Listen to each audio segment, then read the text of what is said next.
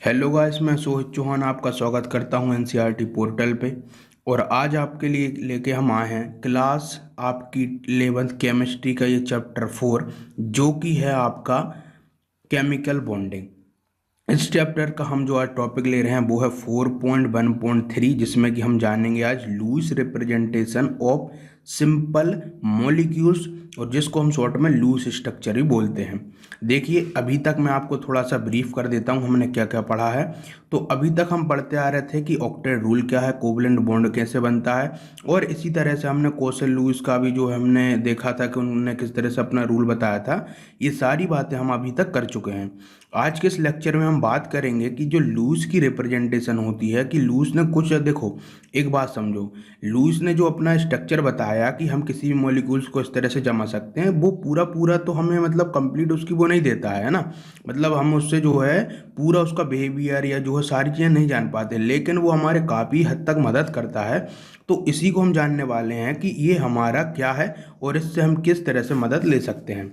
तो चलिए यहाँ से स्टडी करना शुरू करते हैं। देखिए क्या लिखा है कि जो लुईस हमारा डॉट स्ट्रक्चर है, वो हमें प्रोवाइड करता है एक पिक्चर, एक बॉन्डिंग इन अ मॉलिक्यूल्स में। तो सिंपल सी चीज़ है, यहाँ पे देख रहे हो आप कि जो बॉन्डिंग होती किसी मॉलिक्यूल्स में उसको रिप्रेजेंट करता है, उसकी एक पिक्चर बनाता है। एंड जो मॉलिक्यूल्स और आयंस में होता है इन टर्म्स ऑफ जो है share pair of electron and the octet rule. तो जो ऑक्टेट रूल हमने पढ़ा था उसी के जो है जरिए से हमको समझाता है, बताता है चीज़ों को कि किस तरह से हमारा ऑक्टेट रूल और शेयर पेयर जो इलेक्ट्रॉन होते हैं उनसे हम किस तरह से जो है किसी भी स्ट्रक्चर को बना सकते हैं मॉलिक्यूल्स के। ये सिंपल सी चीज़ हमें ये बताता है।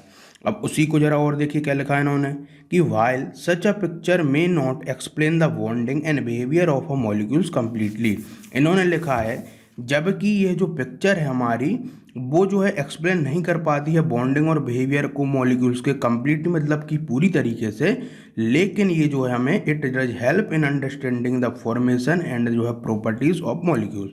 तो सिंपल इन्होंने लिखा है कि ये हमें जो है पूरी पूरी तो मदद नहीं कर पाती है, लेकिन काफ़ी हद तक हमारी ये मदद कर देती है ना। और किस में मदद करती है ये हमारे अंडरस्टैंड करने में, जो फॉर्मेशन है प्रॉपर्टीज है उस मॉलिक्यूल्स की, काफ़ी हद तक। ये देखो लार्ज एक्सटेंट लिखा है यहाँ पे। राइटिंग ऑफ जो है Lewis dot structure of a molecules, तो जब हम लिखते हैं किसी भी जो है लुईस डॉट स्ट्रक्चर को, और सबसे बड़ी बात तो यहाँ पे डॉट, मतलब कि जो डॉट बनाते हैं हम इसमें और उन डॉटों से रिप्रेजेंट कर सकते हैं। इसी तरीके से इसको हमने लुईस डॉट स्ट्रक्चर बोला है मॉलिक्यूल्स का। दियर फोर वेरी यूजफुल है हमारे लिए। और जो लुईस डॉट स्ट्रक्चर है can be written by adapting the following step. अब हम जो है लुईस डॉट स्ट्रक्चर को कैसे लिख सकते हैं उनको जान लेते हैं। तो लुईस डॉट स्ट्रक्चर को लिखने के लिए हम जो है फॉलोइंग पॉइंट्स को जानेंगे और उनकी मदद से हम इसको समझ पाएंगे।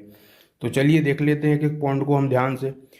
तो सबसे पहला पॉइंट आपका ये बोलता है कि जो टोटल हमारे नंबर ऑफ इलेक्ट्रॉन रिक्वायर होते हैं किस जो है लिखने के लिए, writing the structure are obtain by the adding the balance electron of the combining atom. Simple सी चीज़ है कि जितने भी हमें जो है नंबर ऑफ इलेक्ट्रॉन रिक्वायर होते हैं राइटिंग करने के लिए हमको स्ट्रक्चर, वो ऑब्टेन कहाँ से होते हैं, जो कि हमारी बैलेंस होते हैं इलेक्ट्रॉन उनसे, है ना, of a combining atom. For example के लिए जैसे हमारा CH4 है, मतलब कि मीथेन है।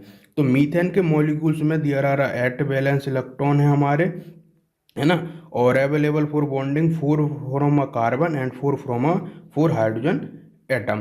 तो सिंपल सा यहाँ पे चीज़ आपने देखी कि जैसे हमारा ये बना है, तो यहाँ पे क्या बना है, CH4 बना है। तो C जो है हमारा कार्बन है, उसके पास कितने बैलेंस इलेक्ट्रॉन है, 4 है। हाइड्रोजन के पास 4, मतलब कि यहाँ पे हाइड्रोजन के पास तो वैसे कितने होते हैं, 2 होते हैं। तो ये क्या करता है, माफ कीजिएगा, 1 होता है, तो उसको क्या करता है, ये 4 में जो है तब्दील होके वो इसकी क्या करता है, बैलेंसी को पूरी करता है। मैं आपको सिंपल में बताऊं तो इस तरह से देखिए कि यहाँ पे मान के चलिए ये हमारे 4 इलेक्ट्रॉन हो गए किसके, हमारे कार्बन के। तो हाइड्रोजन क्या करेगा, उसके पास कितने इलेक्ट्रॉन है, अभी जो है उसके पास बैलेंस 1 है। इधर भी हमारा एक हाइड्रोजन आ जाएगा, इधर भी एक हाइड्रोजन आ जाएगा, इधर भी एक हाइड्रोजन आ जाएगा। वो क्या करेगा, इस तरीके से इनमें क्या बनाएगा, बॉन्ड बना लेगा। तो इसी चीज को जो डॉट से हम रिप्रेजेंट कर रहे हैं, इसी को तो हम लूज डॉट स्ट्रक्चर बोलते हैं। अब देखिएगा, ध्यान से देखिएगा पूरा लेक्चर, ऐसे समझ नहीं आएगा आपको, है ना। अभी हम देखेंगे तो बिल्कुल आपको जो एक एक चीज ध्यान से समझनी है, मैं आपको पढ़ाते जा रहा हूँ, देखो जरा। तो इतना हमने समझा, पहला पॉइंट हमसे ये बोलता है। देखो आपको यदि कुछ भी समझ नहीं आ रहा है तो बिल्कुल थोड़ा धीरज रखिए, जैसे जैसे मैं आगे बढ़ते जाऊंगा सारी समझ आने लगेगी। एनसीईआरटी बुक की जो है सबसे अच्छी बात यही होती है कि इनमें जो है पहले आपका पूरा वो कॉन्सेप्ट धीरे धीरे क्लियर करते हैं, फिर आपको बिल्कुल एग्जाम्पल लेके, और बहुत सारी इसमें चीज़ें होती हैं उनसे आप सभी समझ जाओगे। अब देखो जरा इनका अगला पॉइंट क्या बोलता है। तो इन्होंने जो अगला पॉइंट लिखा है कि फॉर एनायन, जो एनायन होते हैं, each negative charge would mean addition of one electron. Simple सी चीज़ है, एक चीज़ आपको दिमाग में बिठा के रख लेनी है कि कहीं पे भी आपको क्या दिख रहा है, एनायन दिख रहा है। तो एनायन का मतलब सिंपल यही है कि किसी भी एक एटम ने एक इलेक्ट्रॉन लिया और एक नेगेटिव चार्ज को क्रिएट किया है। सिंपल सा चीज़ है ये, है ना। और वहाँ पे क्या हुआ, एक एडिशन हुआ एक इलेक्ट्रॉन का। तो फोर जो है कैटायन के लिए, अब कैटायन के लिए सिंपल सी चीज़ है भाई साहब, क्या होगा, एक इलेक्ट्रॉन का देना होगा। अब ये जरा समझ लो मैं क्या बोल रहा हूँ। जैसे हमारा सोडियम एक एटम है, अब सोडियम क्या करता है, अपना एक इलेक्ट्रॉन देता है और एक इलेक्ट्रॉन देकर यहाँ पे क्या बना लेता है, हमारा सोडियम प्लस। यहाँ पे ये देखोगे यही क्या है हमारा, ये जो प्लस चार्ज है वही कैटायन है। यहाँ से क्या करेगा, एक हमारा एक इलेक्ट्रॉन दे देगा। उसी तरीके से हमारा क्या हो यहाँ पे, Cl हो। अब Cl तो आप जानते हो कि ये क्या करता है, हमारा एक इलेक्ट्रॉन लेके यहाँ पे नेगेटिव बना लेता है। तो सिंपल सी चीज़ ये होती, इसी चीज़ को हम बोलते हैं कि हमारा एनायन और एक कैटायन। तो ये देखो ये सारी चीज़ें क्या है, आपने पढ़ भी चुके होगे, लेकिन यहाँ पे लूज डिस्ट्रक्चर के लिए हमें इन चीज़ों को ध्यान में रख के चलना है। आगे बढ़ते हैं जरा हम। अगली चीज यहाँ पे लिखा है कि इन सब्ट्रैक्शन ऑफ वन इलेक्ट्रॉन होगा, तो वो इन्होंने बोला है from a total number of balance electron से। अब इन्होंने फॉर एग्जांपल के लिए लिया, देखिए क्या, फॉर द जो CO2 नेगेटिव 3, ये पूरा का पूरा ये हमारा क्या है, एक आयन है। यहाँ पे जो दो आपको नेगेटिव चार्ज दिख रहे हैं यहाँ पे, ये मैं बताऊँ आपको, ये जो दो आपको नेगेटिव दिख रहे हैं ये क्या इंडिकेट कर रहे हैं कि there are two additional electron than those provided by the neutral atom. मतलब कि यहाँ पे क्या हुआ है, दो इलेक्ट्रॉन को इसने जो है पूरे के पूरे इसने CO3 ने लेके बैठा है किसी भी दूसरे के न्यूट्रल से या किसी भी दूसरे एटम से, है ना, ये इन्होंने बोला है। फिर आगे देखिए जरा, तो देन दोज प्रोवाइडेड बाय जो है न्यूट्रल एटम, और फोर जो है NH4 जो हमारा है आयन है यहाँ पे ये। तो यहाँ पे ये जो पॉजिटिव साइन दिख रहा है उसका ये मतलब है कि इसने कोई एक इलेक्ट्रॉन किसी को दिया है ना। ये कर रहा है किसको, लूज बता रहा है उसका, लॉस मतलब कि उसने एक इलेक्ट्रॉन दिया है फ्रॉम अ जो है group of a neutral atom से। सिंपल चीज़ है यहाँ पे, है ना। आगे बढ़ते हैं जरा हम। मतलब इसका न्यूट्रल का ये सेंस है कि जब वो अपना एक न्यूट्रल स्टेट में था तो उसने क्या किया, अपना एक इलेक्ट्रॉन दिया या लिया, तो इसका ये सेंस है। जहाँ पे आ रहा है ना एक न्यूट्रल एटम, तो उसका ये सेंस है। अगला पॉइंट हमको ये जानना है कि knowing the chemical symbols of जो of the combining atom and having knowledge of skeletal structure, जो स्केलेटल स्ट्रक्चर हमने देखा था, तो उसी को जानते हुए समझते हुए ऑफ अ कंपाउंड के नोन और अ गेस्ड इंटेलिजेंटली, हम इसको जानेंगे हमारे एक इंटेलिजेंस या गैस करके जैसे भी। It is easy to distribute करना एक total number of electron as a bonding share pair between the atom in portion of the total bond. तो यहाँ पे सिंपल ये बोल रहा है, देखिए हम जब उसका स्केलेटल बना लें, मतलब कि जब उसका एक ढांचा बना लें, तैयार कर लें, तो हमारे लिए ये जानना बहुत आसान हो जाता है कि उसने कितने जो है उसने बॉन्ड शेयर इलेक्ट्रॉन किए हैं और कितने उसके पास जो है टोटल बॉन्ड बने हैं। तो सिंपल सी चीज़ है ना। जैसे हमने क्या कहा भाई साहब कि हमारे पास है क्या, CH4 है। तो यहाँ पे CH4 का जब हम एक ढांचा तैयार कर लेते हैं इस तरीके से, तो हमें ये पता चलता है यहाँ से कि इसने जो है अपने कितने इलेक्ट्रॉन दिए हैं या कितने शेयर किए हैं, इसके पास कितने लोन पेयर हैं। तो ये सारी चीज़ हमें यहाँ से पता चलती हैं। ये हमसे ये लाइन बोलती है। ये समझ गए होंगे आप। आगे बढ़ते हैं जरा हम। अगला पॉइंट इन्होंने लिखा है कि इन जनरल, सामान्यतः जो लीस्ट इलेक्ट्रोनेगेटिव एटम होते हैं, मतलब कि क्या है इसका सेंस, मतलब कि जो लीस्ट इलेक्ट्रोनेगेटिव, आपने इलेक्ट्रोनेगेटिव आपने पढ़ा है क्या होते हैं, इलेक्ट्रोनेगेटिव वो एटम होते हैं जो कि क्या करें, जब किसी के संग कंपाउंड बना लें तो उसका जो शेयर इलेक्ट्रॉन पेयर है वो अपनी तरफ खींच लें। मतलब कि जैसे आपका मान के चलिए क्या बना है, कार्बन का जो है क्या बना होगा, मान जैसे CCl4 बना है, या मैं कोई दूसरा एग्जांपल लूँ, जैसे कि हमारा क्या बना होगा, H2O ही ले सकते हो आप। तो यहाँ पे जो H2O बना है, तो आपको पता होगा कि यहाँ पे क्या हो रहा होगा, यहाँ पे ये इस तरीके से बना हुआ। तो ये O क्या करेगा, ये ज़्यादा इलेक्ट्रोनेगेटिव है किससे, हाइड्रोजन से। तो ये क्या करेगा, इसके इलेक्ट्रॉन्स को अपनी तरफ खींचेगा, इसके भी इलेक्ट्रॉन को अपनी तरफ खींचेगा। तो इस टेंडेंसी को हम इलेक्ट्रोनेगेटिविटी बोलते हैं। मैंने आपको पहले पढ़ा चुका हूँ। तो उन्होंने बोला जो लीस्ट इलेक्ट्रोनेगेटिव एटम होगा ऑक्यूपाई करेगा सेंट्रल पोजिशन को इन द मॉलिक्यूल्स आयंस के। तो सिंपल सी चीज़ है, देखिए क्या है यहाँ पे मैं आपको बताऊं, है ना। यहाँ पे मैं बताऊं फॉर एग्जांपल के इन्होंने लिया कि जो NF3 है, तो NF3 में आपको पता होगा कि जो हमारा फ्लोरीन है वो क्या है, हमारा ज़्यादा है, मोस्ट इलेक्ट्रोनेगेटिव है ना। मैं यहाँ पे लिख देता हूँ मोस्ट इलेक्ट्रोनेगेटिव, इतना आप समझ जाना। और हमारा जो नाइट्रोजन है वो क्या है, लीस्ट इलेक्ट्रोनेगेटिव है कंपेरिजन टू किसके, फ्लोरीन के। तो जब हमारा फ्लोरीन इससे ज़्यादा है तो उन्होंने बोला जो लीस्ट वाला होगा उसको हमको सेंटर में रखना है, मतलब नाइट्रोजन को हम सेंटर में रखेंगे और फ्लोरीन को हम इस तरह करके बताएंगे इनका ये कहना है। सिंपल सी चीज़ है, कोई भी यहाँ पे आपको डाउट नहीं गया होगा, है ना। आगे देखिए, और उसी तरीके से आपका जो है क्या, CO2-3, तो यहाँ पे आपको दिख रहा है ऑक्सीजन की तुलना में कार्बन हमारा क्या है, लीस्ट इलेक्ट्रोनेगेटिव है, इसलिए हमने जो है कार्बन को बीच में रखना है, सेंटर में रखना है। एंड नाइट्रोजन यहाँ पे लिख भी दिया इन्होंने कि नाइट्रोजन और कार्बन आपके सेंटर एटम होंगे, वेयर एज फ्लोरीन और जो हमारा ऑक्सीजन होगा वो हमारा ऑक्यूपाई करेंगे टर्मिनल पोजीशन को। अब देखिए यहाँ पे केमिस्ट्री में सबसे बड़ी चीज़ क्या होती है, एक्सेप्शनल केस की। तो अब ऐसा इनको मतलब एक थंब रूल मत बना के चलिएगा कि जो लीस्ट इलेक्ट्रोनेगेटिव होगा बिल्कुल बीच में रखाएगा। कई कई बार ऐसा होता है जो लीस्ट इलेक्ट्रोनेगेटिव होता है वो बीच में न रख के भी अगल बगल हो जाता है, तो ये थोड़ा सा आपको दिमाग से हटाना है ना। आगे बढ़ते हैं जरा हम।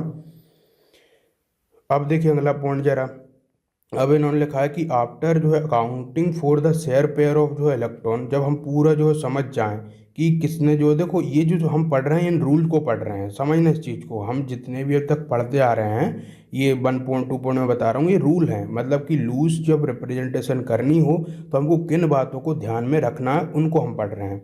तो जब हम इन सारी चीज़ों को कर लें, इन्होंने लास्ट रूल में बोला कि जब इन सारी चीज़ों को कर लो after accounting for the share pair of electron, जो है हमारे मतलब शेयर पेयर का क्या मतलब होता है, देखिए शेयर पेयर का मतलब होता है कितने उसने अपने पेयर ऑफ इलेक्ट्रॉन को शेयर किया है किसी दूसरे जो है बनाने में, बॉन्ड बनाने के लिए उसने किसने अपने इलेक्ट्रॉन को शेयर किया है, उसी को हम शेयर पेयर ऑफ इलेक्ट्रॉन बोलते हैं एक सिंगल बॉन्ड के लिए, समझ गए। और जो रिमेनिंग आपके बच रहे हैं इलेक्ट्रॉन आर आइदर जो है जो कि हमारे यूटिलाइज पूरा मल्टीपल बॉन्डिंग और रिमेन ऐसा लोन पेयर के रूप में बचेंगे।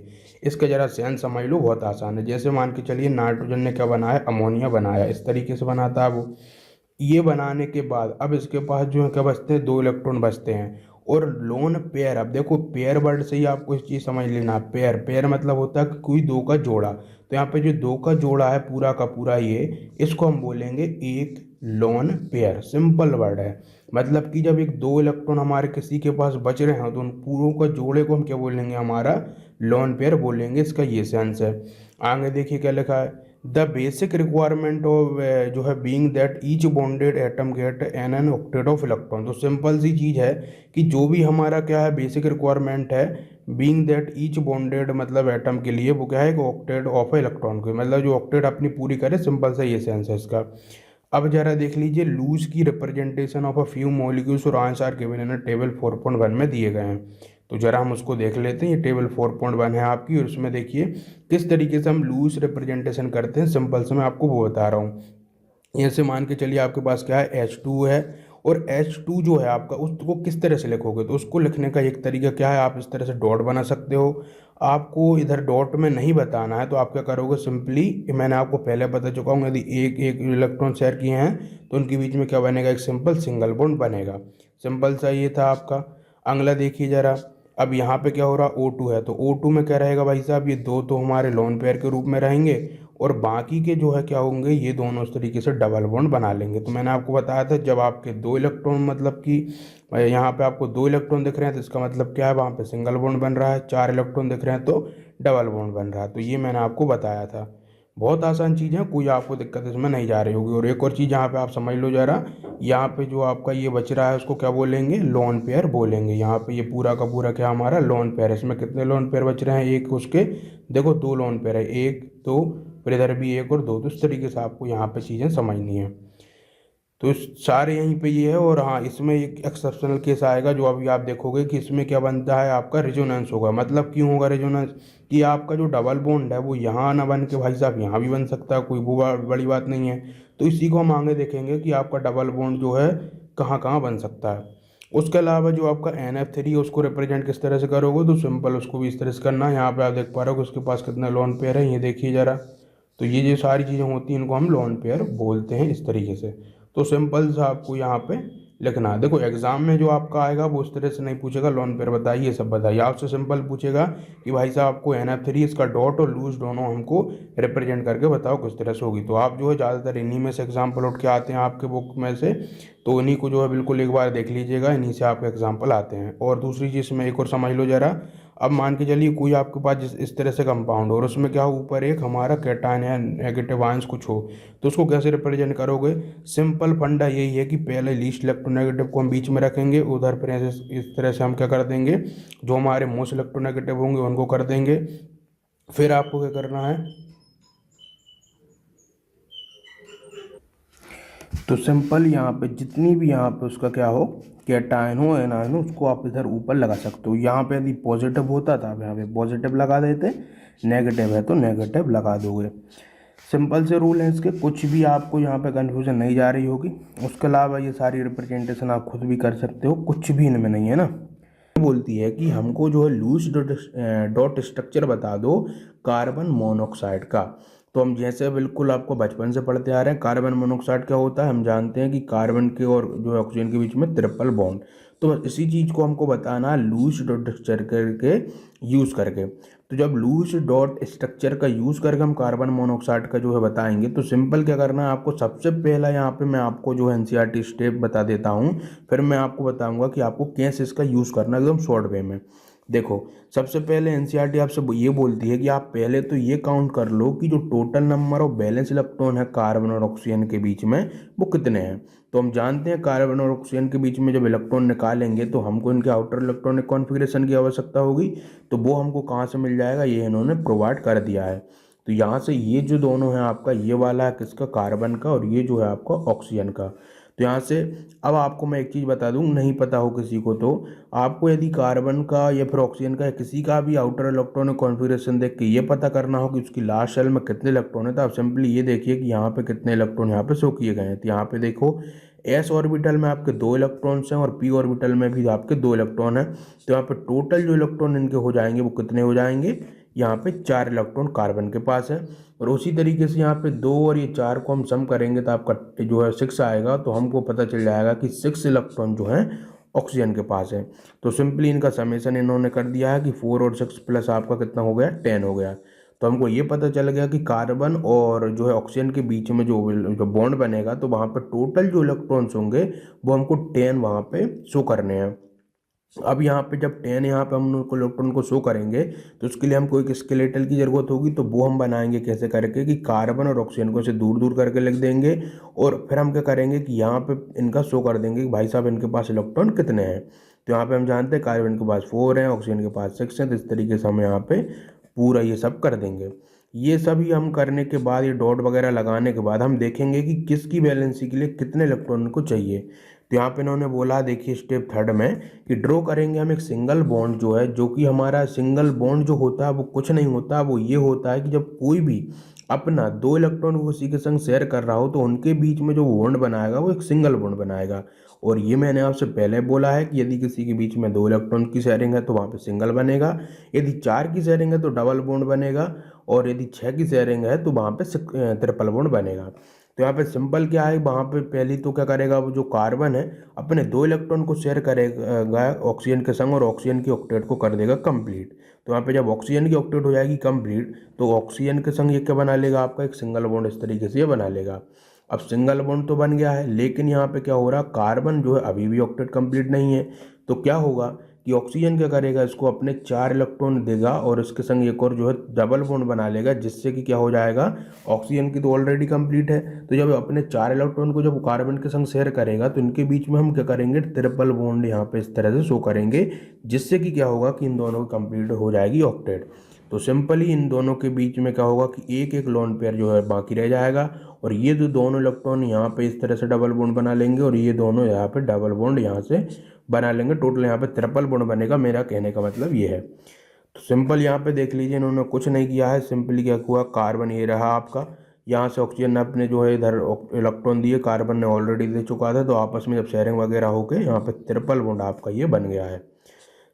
किस किस को समझ आ गई है प्लीज़ लाइक कर दो वीडियो को। अभी हम देख रहे हैं प्रॉब्लम 4.2। अब हम 4 जो है हमारी 2 है, उसमें क्या बोला गया वो जरा हम समझ लेते हैं। तो इसमें भी हमसे लुईस के स्ट्रक्चर की बात करी गई है, किसके, नाइट्राइट के आयंस की। अब सबसे पहले तो आपको मैं एक कॉन्सेप्ट बता देता हूँ कि यदि आपको ना पता हो तो, कि कभी भी कोई आयंस की बात हो रही हो तो वहाँ पे हमें ये देखना होता है कि वो आयंस आपका नेगेटिव है या पॉजिटिव है। यदि नेगेटिव है तो वहाँ से आपका एक इलेक्ट्रॉन उधार लिया गया है, और पॉजिटिव है तो एक इलेक्ट्रॉन वहाँ से किसी को दूसरे को दिया गया है। अब यहाँ पे हम ये देखेंगे कि यहाँ पे सेंट्रल एटम कौन होगा। तो जैसा कि हमने पढ़ चुके हैं, सेंट्रल एटम वो होता है जो कि हमारा क्या होगा, लीस्ट इलेक्ट्रोनेगेटिव होगा। तो इन दोनों के केस में लीस्ट इलेक्ट्रोनेगेटिव कौन है, आपका नाइट्रोजन है। तो नाइट्रोजन को हम सेंट्रल एटम बनाएंगे इस तरीके से, और ऑक्सीजन आपका कुछ इस तरीके से इसके आजू बाजू रहेगा। अब यहाँ पे क्या हो रहा है कि इस पूरे आयंस ने, इस पूरे जो है इस मॉलिक्यूल्स ने क्या किया, एक इलेक्ट्रॉन को उधार लिया। तो इस तरह से हम ब्रैकेट में यहाँ पे एक ऊपर नेगेटिव चार्ज लगा देंगे। अब जो नेगेटिव लिया है वो हम कैसे निकालेंगे वो तो हम बाद में देखेंगे, लेकिन अभी हम जो है ये देखेंगे कि भाई साहब टोटल इसके पास इलेक्ट्रॉन कितने हैं। तो यहाँ पे हम क्या करेंगे, सिंपली देखेंगे कि नाइट्रोजन के पास टोटल इलेक्ट्रॉन कितने होते हैं, उसकी बैलेंस मतलब कि जो उसकी आउटर इलेक्ट्रॉनिक कॉन्फ़िगरेशन होती है उसमें, तो हम जानते हैं इसके पास होते हैं 5। यहाँ पे ऑक्सीजन के पास होते हैं 6। अब है इसके पास कितने ऑक्सीजन, वहाँ पे है 2। इसके कारण से यहाँ पे क्या हो जाएगा कि 6 का मल्टीप्लाई 2 से करेंगे तो हमारा क्या आ जाएगा, 12 आ जाएगा। अब एक इलेक्ट्रॉन इन्होंने लिया भी है, मतलब सभी इन मॉलिक्यूल्स ने, तो यहाँ पे आपका एक इलेक्ट्रॉन हम प्लस में कर देंगे, इसलिए इसका टोटल जो आ जाएगा सम कितना जाएगा, 18 आ जाएगा। अब ये 18 हमें ये बता रहा है कि यहाँ पे जो हमें पूरा का पूरा बनाना है वो इस तरीके से लिखना है कि यहाँ पे टोटल हमारे 18 इलेक्ट्रॉन्स हों। तो उसके लिए हम क्या करेंगे, सबसे पहले तो ऑक्सीजन के लिख देंगे यहाँ पे 6 इलेक्ट्रॉन इस तरीके से, और इस वाली ऑक्सीजन के लिख देंगे हम ये 6 इलेक्ट्रॉन इस तरीके से, और 6 इलेक्ट्रॉन हम लिख देंगे यहाँ पे किसके, यहाँ पे ये नाइट्रोजन के। तो सिंपली क्या होता है कि जो नाइट्रोजन हमारा रहता है उसकी तो हम 5 इलेक्ट्रॉन ही बनाते कुछ इस तरीके से, लेकिन उसने एक इलेक्ट्रॉन लेके बैठा, इसलिए हमने चार पे 2 वहाँ पे बना दिए। अब होता यूँ है कि ऑक्सीजन को क्या कराता है, नाइट्रोजन सबसे पहले इसको अपने 2 इलेक्ट्रॉन की शेयरिंग करके सिंगल बॉन्ड बना के इस ऑक्सीजन की ऑक्टेट कंप्लीट करा लेता है, और जिससे कि क्या होता है, ये ऑक्सीजन तो हो जाता है खुश, इसके पास क्या होता है, यहाँ पे ये आ गया, इसके पास ऑक्टेट हो गई कंप्लीट। अब आगे क्या होता है कि हमारा ये वाला ऑक्सीजन अभी भी इनकम्प्लीट है, और नाइट्रोजन की अभी जो है हमारी बैलेंसी पूरी कंप्लीट नहीं हुई है। तो यहाँ पे क्या होगा कि यहाँ पे तो बन जाएगा सिंगल बॉन्ड, लेकिन यहाँ से क्या हो जाएगा कि 2, और यहाँ पे आपके 2 इलेक्ट्रॉन यहाँ से और 2 यहाँ से, मतलब कि 4 इलेक्ट्रॉन की आपस में शेयरिंग करके ये करेंगे, शेयरिंग करके क्या कर लेंगे कि ऑक्सीजन भी यहाँ पे अपनी ऑक्टेट कंप्लीट कर लेगा, और यहाँ पे नाइट्रोजन भी अपनी ऑक्टेट कंप्लीट कर लेगा। और हमने बोला आपसे, यदि आपके 4 इलेक्ट्रॉन की शेयरिंग होती है तो वहाँ पे क्या हो जाता है आपका जो है, ऊपर से लिख देता हूँ सभी को जिससे कि आपको दिमाग में बना रहे। तो जब हमने बोला आपसे कि जब 4 इलेक्ट्रॉन की शेयरिंग होती है तो वहाँ पे क्या बनता है, आपका डबल बॉन्ड बनता है। तो सिंपली यहाँ से हमारा ये डबल बॉन्ड बनेगा, और यहाँ से हम इसको इस तरह से लिख सकते हैं। यहाँ पे ये देखिए डबल बॉन्ड बन गया। तो कुछ नहीं है, बहुत आसान चीज़ है ये, और यहाँ पे आपका ये इस तरीके से यहाँ पे आपको ये शो करना है। तो ये आपका हो गया इधर कंप्लीट, और यहाँ से ये आपका ये सिंगल बॉन्ड भी बन चुका है। तो सिंपली यही आपको बनाना है, जो कि इन्होंने ये सारी मेथड वगैरह करके किया है, और मैं आपको शॉर्ट में बता देता हूँ उसका आंसर क्या होगा। देखिए वो ही इन्होंने बनाया जो मैंने आपको अभी बताया है। बिल्कुल आसान है इस तरह से स्ट्रक्चर बनाना। जो जो स्टेप इसमें दी गई हैं उनको ध्यान से पढ़ लीजिएगा आप अच्छे से, बहुत आसान है ना। और ध्यान से ये देखिए आपकी भाई साहब लीस्ट इलेक्ट्रोनेगेटिव क्या है, फिर आपका जो मोस्ट इलेक्ट्रोनेगेटिव क्या है, उसके आधार पर इनको सभी को जमा लीजिए, टोटल इलेक्ट्रॉन को कर लीजिए, और सिंपली वहाँ पे आपका बॉन्ड बना लीजिए।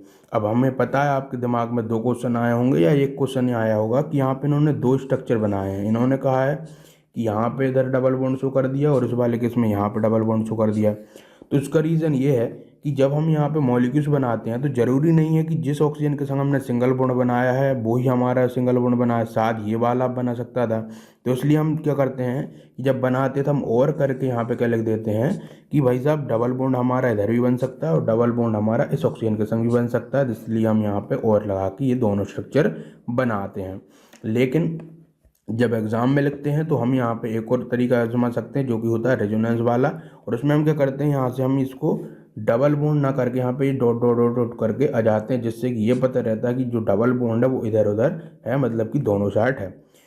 तो वो हम आगे देखेंगे क्या है वो केस। और अभी के लिए तो भाई साहब इतना ही रखते हैं इस लेक्चर में, और आगे देख लेंगे हम कि फॉर्मल चार्ज का क्या जो है कॉन्सेप्ट है, ये फॉर्मल चार्ज क्या होता है, तो इसको देखेंगे नेक्स्ट लेक्चर में। इस लेक्चर में इतना ही रखते हैं। यदि पूरा देख लिया आपने, प्लीज़ इसको शेयर और लाइक करके ज़रूर जाइएगा। तो फिर मिलते हैं, ऑल द वेरी बेस्ट।